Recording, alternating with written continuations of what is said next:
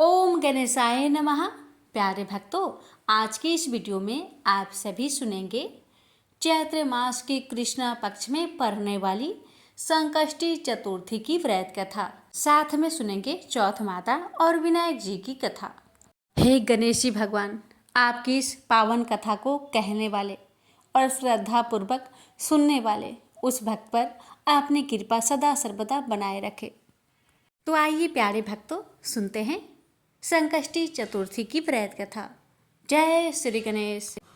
एक समय की बात है जब कैलाश में माता पार्वती और भगवान गणेश विराजमान थे। तब 12 माह के गणेश चतुर्थी का प्रसंग चल रहा था।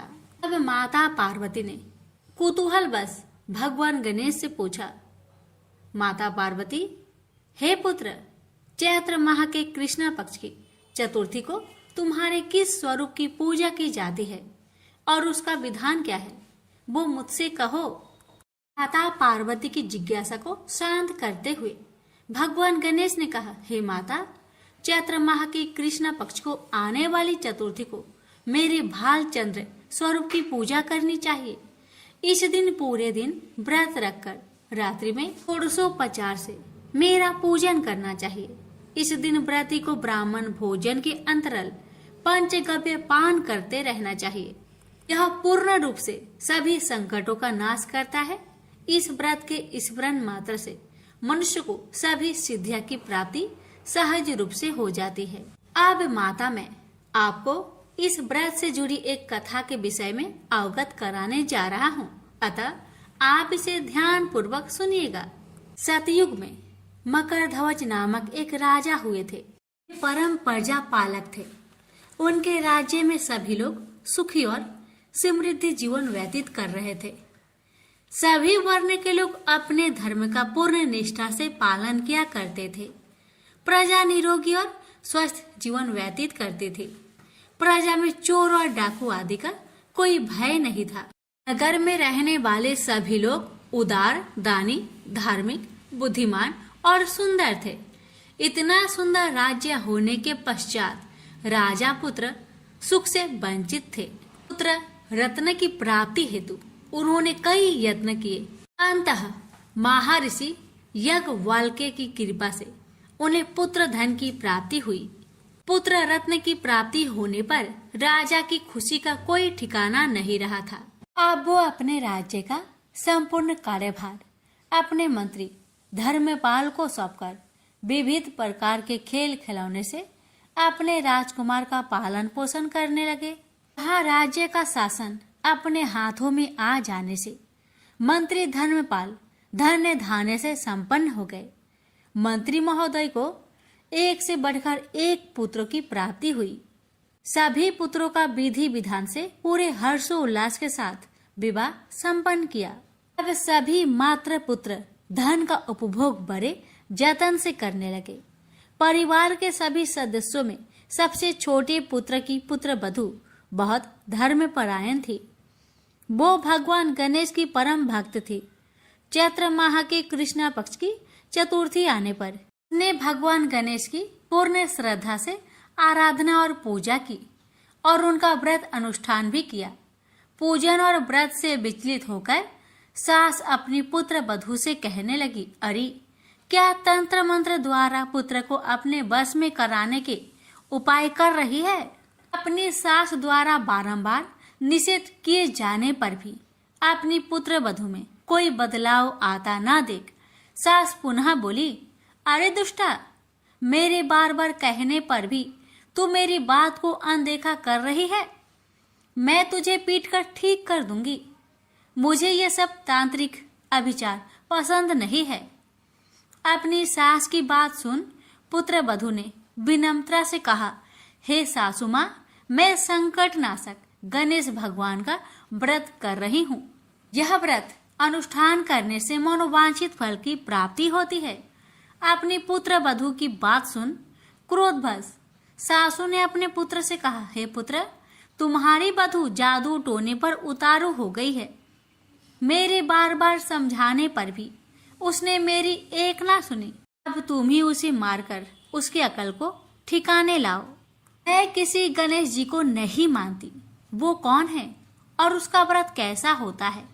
हम लोग तो राजकुल से हैं, हमारी भला किस विपत्ति को वो नष्ट करेंगे। माता की आज्ञा को मानते हुए उसके पति ने उसे मारा। इतनी पीड़ा को सहन करते हुए भी उस पुत्र वधू ने व्रत को पूर्ण किया।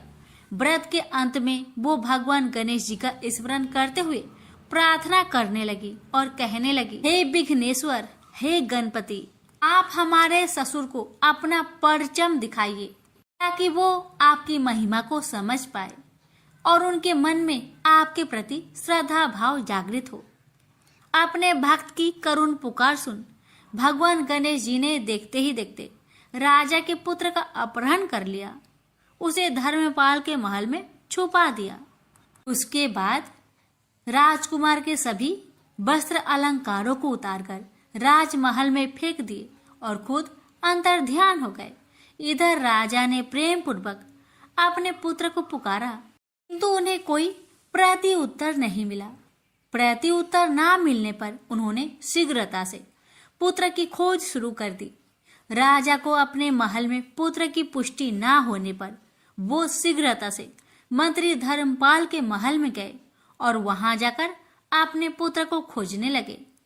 उन्होंने सबसे पूछा, मेरा राजकुमार कहाँ है? यहाँ उसके सभी वस्त्र और आभूषण मिल गए हैं, किंतु मेरा राजकुमार कहाँ चला गया? किसने ऐसा निंदनीय कार्य किया है? हाय, मेरा राजकुमार कहाँ है? राजा की व्याकुलता धीरे धीरे अब बढ़ने लगी थी। राजा की दशा को देख मंत्री धर्मपाल ने कहा, हे राजन, आपका चंचल पुत्र कहाँ है?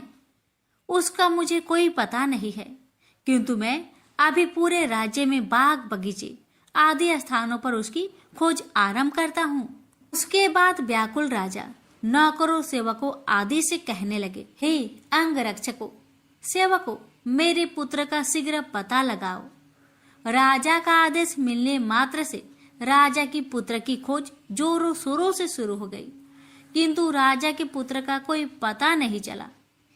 जब राजा के पुत्र का कहीं पता न चला, तब वो राजमहल में आके राजा के समक्ष डरते डरते यह निवेदन करने लगे, हे राजन, हमें क्षमा करें, अभी तक अपहरणकारियों का कोई पता नहीं चला। राजकुमार को पूरे नगर में किसी ने आते जाते नहीं देखा। उनकी बातें सुनकर क्रोधवश होकर राजा ने अपने मंत्री को बुलवाया और कहा, हे धर्मपाल, मेरा राजकुमार कहाँ है? मुझे साफ साफ बता दे कि मेरा राजकुमार कहाँ है। उसके सभी वस्त्र आभूषण मुझे दिखाई दे रहे हैं, केवल वही नहीं है। अरे नीच, मुझे बता दे कि मेरा राजकुमार कहाँ है, अन्यथा मैं तुझे और तेरे कुल का नाश कर दूंगा। इसमें जरा भी संदेह मत रखना। राजा द्वारा डांट पड़ने के कारण मंत्री विचलित हो गए। मंत्री धर्मपाल ने राजा के समक्ष नतमस्तक होकर कहा, हे भूपाल, मेरा विश्वास कीजिए, मैं अभी पता लगाता हूँ। इस नगर में बालक अपहरणकर्ताओं का कोई गिरोह भी नहीं है, ना ही कोई डाकू आदि यहाँ वास करते हैं, किंतु पता नहीं किस नाराधमी ने ऐसा नीच कर्म किया है और न जाने कहाँ गायब हो गया है। धर्मपाल अब अपने महल आकर अपनी पत्नी एवं पुत्र से पूछने लगा। उसने अपनी सभी पुत्र वधुओं को बुलाकर पूछा कि यह नीच कर्म किसने किया है। यदि राजकुमार का पता नहीं चलता है तो राजन मुझे और मेरे पूरे वंश का विनाश कर देंगे। अपने ससुर की बात को सुनकर सबसे छोटी पुत्र वधु ने कहा, हे पिताश्री, आप इतने चिंतित क्यों हो रहे हैं? ये सब भगवान श्री गणेश की लीला है। उन्हीं की कोप का परिणाम आप भुगत रहे हैं। अतः आप भगवान श्री गणेश की पूजा आराधना करें। अगर राजा से लेकर नगर के सभी प्रजाजन पूर्ण श्रद्धा के साथ गणेश जी की चतुर्थी व्रत को करे तो व्रत के फलस्वरूप भगवान गणेश जी राजकुमार को अवश्य लौटा देंगे। मेरा वचन कभी मिथ्या नहीं होता। छोटी पुत्र वधु की बात सुनकर ससुर ने कहा, हे पुत्री, तुम सत्य कह रही हो, तुम धन्य हो। हमारे कुल में एक तुम ही हो जो मेरा और मेरे कुल का उद्धार कर दोगी। भगवान गणेश जी की पूजा कैसे की जाती है वो तुम मुझे बताओ। हे सुलक्षणी, मैं मंद बुद्धि होने के कारण भगवान गणेश की व्रत का महिमा नहीं जानता हूँ। अतः मुझ पर और मेरे परिवार को उनके किए गए अपराध की क्षमा दे और मेरे राजकुमार का पता लगवा दो। तब सभी लोग ने भगवान श्री गणेश का कष्टनाशक चतुर्थी व्रत के अनुष्ठान को किया। राजा सहित सभी नगरों ने गणेश जी को प्रसन्न करने हेतु व्रत का अनुष्ठान किया। सभी के व्रत अनुष्ठान के प्रभाव से गणेश जी प्रसन्न हो गए और देखते ही देखते सभी लोगों के सामने उन्होंने राजकुमार को प्रकट किया। राजकुमार को अपने समक्ष देख राजा सहित सभी नगर वासियों की खुशी का ठिकाना न रहा। वो बस राजकुमार को आश्चर्यचकित होकर देखने लगे। राजा अपने पुत्र को पुनः प्राप्त कर खुशी से फूले नहीं समाया।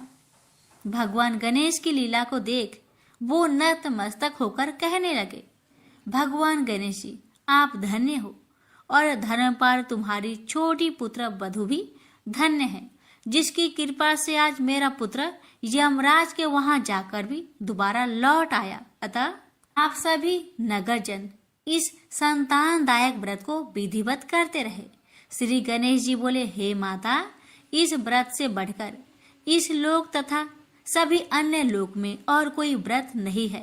कथा का श्रवण युधिष्ठिर ने भगवान श्री हरि कृष्ण से सुना था और इसी चैत्र माह के कृष्ण पक्ष को आने वाली चतुर्थी का व्रत करके उन्होंने अपने खोए हुए राज्य को फिर से प्राप्त किया।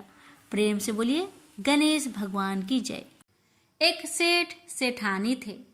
उनके एक बेटा और बहू थे। बहू सबको भोजन करा के फिर स्वयं भोजन करती। एक पड़ोसन ऐसी भी थी जो रोज पूछती कि बहू आज क्या बनाया और क्या खाया। बहू कहती, ठंडो बासी। एक दिन उसके पति ने ऐसा सुनकर विचार किया कि आज तो पकवान बनाए जाए, फिर देखे कि मेरी पत्नी क्या कहती है। उसने तरह तरह के पकवान बनवाए और घर के सभी लोगों ने एक साथ बैठकर भोजन किया। आज भी पड़ोसन ने पूछा तो बहू ने कहा, ठंडो बासी। सेठ के लड़के ने सोचा, हो ना हो कोई बात अवश्य है जिससे कि मेरी पत्नी ऐसा कहती है। उसने पत्नी से पूछा, तुम रोज ठंडो बासी खाया ऐसा क्यों कहती हो, जबकि हम सबने एक साथ बैठकर कई तरह के पकवान खाए।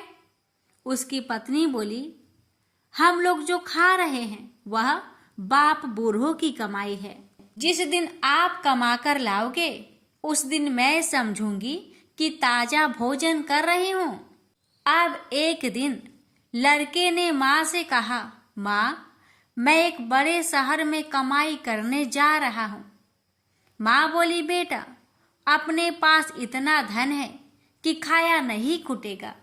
माँ के मना करने पर भी बेटे ने स्वयं कमाने का दृढ़ निश्चय कर लिया और जाते समय पत्नी से कहा, मैं जब तक कमाकर बहुत सा धन लेकर ना आऊं, तुम चूल्हे की आग मत बुझने देना।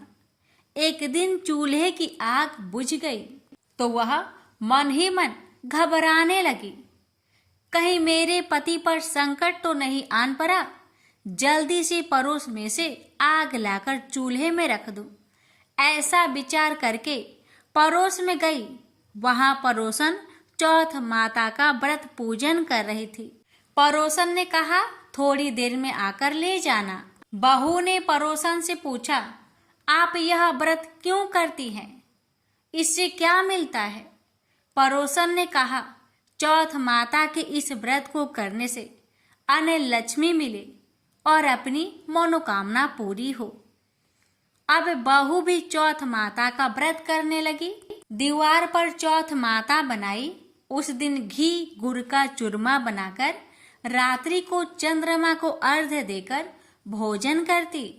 ऐसा करते करते बहुत दिन हो गए। चौथ माता ने उस बहू के पति को सपना दिया कि साहूकार का बेटा, तू जागे कि सोवे, तेरी पत्नी बहुत याद कर रही है। घर जाकर उसकी चिंता मिटा, तो दुकान खोलकर कंकु केसर का पगलिया बना के बैठ जाना। आज तेरा हिसाब किताब चुकता हो जाएगा। अब तो चौथ माता ने जैसा कहा था वैसा ही हुआ। उसने घर जाने की तैयारी की और गाड़ी भर के धन दौलत लेकर चल दिया। रास्ते में एक बड़ा सा काला नाग फन फैलाए बैठ गया और कहने लगा, आज तो मैं तुझे डसूंगा, छोड़ूंगा नहीं। आज तेरी आयु पूरी हो गई है। तो सेठ के लड़के ने कहा, आज चौथ माता ने मुझे सपना दिया है, तो मैं अपनी पत्नी से मिलने घर जा रहा हूँ। वहाँ मेरी पत्नी बहुत चिंता कर रही है। मैं उससे मिलकर जरूर आऊंगा, तब तुम मुझे डस लेना। नाग ने कहा, तुम शपथ पूर्वक कहकर जाओ तो मैं तुम्हें जाने दूंगा, परंतु लौट कर नहीं आए तो तुम्हारे घर आकर मैं तुम्हें डस लूंगा। इस प्रकार सर्प को वचन देकर वह अपने घर पहुंचा। वहां सभी से हंसी खुशी से मिला और भोजन करके उदास होकर बैठ गया। उसकी पत्नी ने उदास होने का कारण पूछा तो पति ने काले नाग वाली बात बताते हुए कहा, यदि मैं उसके पास नहीं जाऊंगा तो वह घर आकर मुझे डस लेगा। पत्नी बहुत चतुर थी। उसने कहा कि आप घबराओ नहीं, लेट जाओ, मैं एक उपाय करती हूँ। पत्नी ने कमरे की 7 पीढ़ी सिराओ धोई।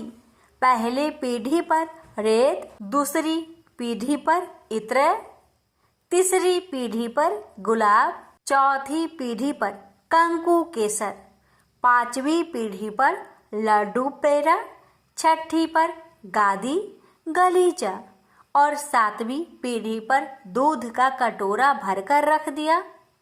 इस प्रकार वह 7 ही पीढ़ी सजाकर बैठ गई।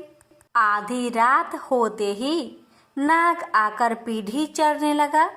पहली पीढ़ी पर रेत में लौट गया और कहने लगा कि सेठ की बहू ने आराम तो बहुत दिया, पर वचन से बंधकर आया हूँ, सो डसूंगा अवश्य ही।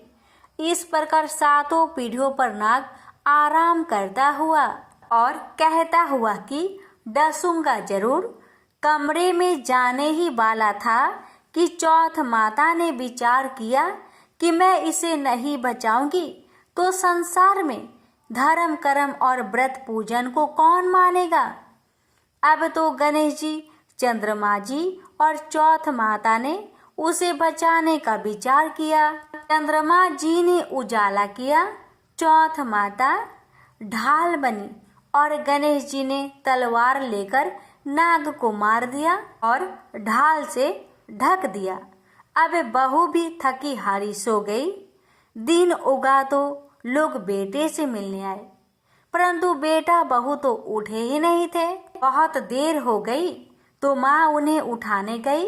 माँ ने 7 पीढ़ियों पर जो कुछ देखा तो बहुत घबराई और बेटा बहू को आवाज लगाई, बेटा बहू। उठे तो देखा कि एक ढाल तलवार वहां पड़ी है। अब ढाल उठाई तो वहीं काला नाग मरा हुआ पड़ा है। बेटा बहू ने सोचा कि आज तो धर्म कर्म ही आड़े आए हैं, जो भगवान गणेश जी और चौथ माता ने अपनी रक्षा की है। हे चौथ माता, आपने जैसी सेठ के बेटे बहू की रक्षा की, वैसी ही रक्षा सबकी करना। प्रेम से बोलिए, चौथ माता की जय हो, गणेश भगवान जी की जय हो। एक बार पथवारी माता पाल और विनायक जी में झगड़ा हो गया। सब आपस में स्वयं को बड़ा बताने लगे। इतने में एक ब्राह्मण का लड़का आया। पाल, पथवारी, गजानन जी ने उसे रोका और कहा, लड़के रुक जा और हमारा न्याय कर। लड़का बोला, मैं कल वापस आऊंगा, तब न्याय करूंगा। घर आकर लड़के ने माँ से कहा, माँ, मुझे कल पाल, पथवारी माता, विनायक जी का न्याय चुकाना है। तो माँ ने कहा, बेटा सबको बड़ा बता देना। दूसरे दिन लड़का वहां गया और बोला, पाल माता, आप बड़ी हो, क्योंकि हर व्यक्ति आता है और स्नान ध्यान करके शुद्ध होकर जाता है और आप सबकी रक्षा करती हैं। हे पथवारी माता, आप सबसे बड़ी हो, क्योंकि कितने भी तीर्थ धर्म ध्यान कर ले पर आपकी पूजा किए बिना उनका कार्य पूर्ण नहीं होता। आप जीवित को भी तारती हैं और मरने के बाद भी उद्धार करती है। पथवारी माता पथ की धारिणी, इसलिए आप बड़ी हो। अब विनायक जी से लड़का बोला, सबसे पहले शुभ काम में आपको ही मनाया जाता है। आपको ध्याये बिना कोई काम सिद्ध नहीं होता, इसलिए आप बड़े हो।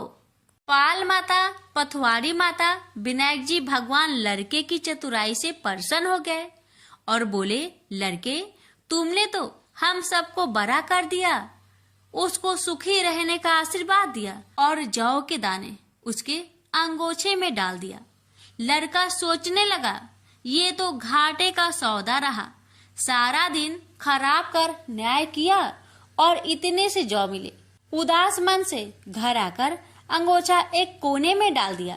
माँ ने अंगोछा उठाया तो उसमें से हीरे मोती बिखर गए। तो माँ बोली, बेटा न्याय करके क्या लाया है? लड़का बोला, माँ कोने में जो पड़ा है देख लो। वहाँ गई, देखा हीरे मोती का ढेर लगा है, हीरे मोती जगमगा रहे हैं। माँ अत्यधिक प्रसन्न हो गई। माँ ने बेटे को बुलाया और कहा, बेटा आज तो पाल माता, पथवारी माता, विनायक जी भगवान आज तो हम पर प्रसन्न हुए हैं। माँ बेटे बहुत प्रसन्न हुए। हे भगवान, जैसा पाल माता, पथवारी माता, विनायक जी भगवान ने लड़के को दिया, वैसे सबको देना। कहानी कहने सुनने हुक्कर भरने वालों को सुख समृद्धि धन्य धान्य देना। प्रेम से बोलिए, पाल पथवारी विनायक भगवान की जय। लापसी तपसी की कथा। एक लापसी था, एक तपसी था। तपसी हमेशा भगवान की तपस्या में लीन रहता था। लापसी रोजाना सवा सेर की लापसी बनाकर भगवान का भोग लगाकर जीम लेता था। एक दिन दोनों लड़ने लगे। लापसी बोला, मैं रोज भगवान की तपस्या करता हूँ, इसलिए मैं बड़ा हूँ। लापसी बोला कि मैं रोज भगवान को सवा सेर लापसी का भोग लगाता हूँ, इसलिए मैं बड़ा हूँ। नारद जी वहां से गुजर रहे थे। दोनों को लड़ता देखकर उनसे पूछा कि क्यों तुम लड़ रहे हो? लापसी ने खुद को बड़ा होने का कारण बताया और तपसी ने अपना कारण बताया। नारद जी बोले, तुम्हारा फैसला मैं कर दूंगा। दूसरे दिन लापसी और तपसी नहाकर अपनी रोज की भक्ति करने आए तो नारद जी ने छुपकर 1.25 करोड़ की एक एक अंगूठी उन दोनों के आगे रख दी। तपसी की नजर जब अंगूठी पर पड़ी तो उसने चुपचाप अंगूठी उठाकर अपने नीचे दबा ली। लापसी की नजर अंगूठी पर पड़ी लेकिन उसने ध्यान नहीं दिया। भगवान को भोग लगाकर लापसी खाने लगा। नारद जी सामने आए तो दोनों ने पूछा कि कौन बड़ा? तो नारद जी ने तपसी को खड़ा होने को कहा। वो खड़ा हुआ तो उसके नीचे दबी अंगूठी दिखाई पड़ी। नारद जी ने तपसी से कहा, तपस्या करने के बाद भी तुम्हारी चोरी करने की आदत नहीं गई, इसलिए लापसी बना है और तुम्हें तुम्हारी तपस्या का कोई भी फल नहीं मिलेगा। तपसी शर्मिंदा होकर माफी मांगने लगा। उसने नारद जी से पूछा, मुझे मेरी तपस्या का फल कैसे मिलेगा? नारद जी ने कहा, यदि कोई गाय और कुत्ते की रोटी नहीं बनाएगा तो फल तुझे मिलेगा। यदि कोई ब्राह्मण को भोजन करवाकर दक्षिणा नहीं देगा तो फल तुझे मिलेगा। यदि कोई साड़ी के साथ ब्लाउज नहीं देगा तो फल तुझे मिलेगा। यदि कोई दिए से दिया जलाएगा तो फल तुझे मिलेगा। यदि कोई सारी कहानी सुने लेकिन तुम्हारी कहानी नहीं सुने तो फल तुझे मिलेगा। उसी दिन से हर व्रत कथा कहानी के साथ लापसी तपसी की कहानी भी सुनी और कही जाती है। प्रेम से बोलिए लक्ष्मी नारायण की जय।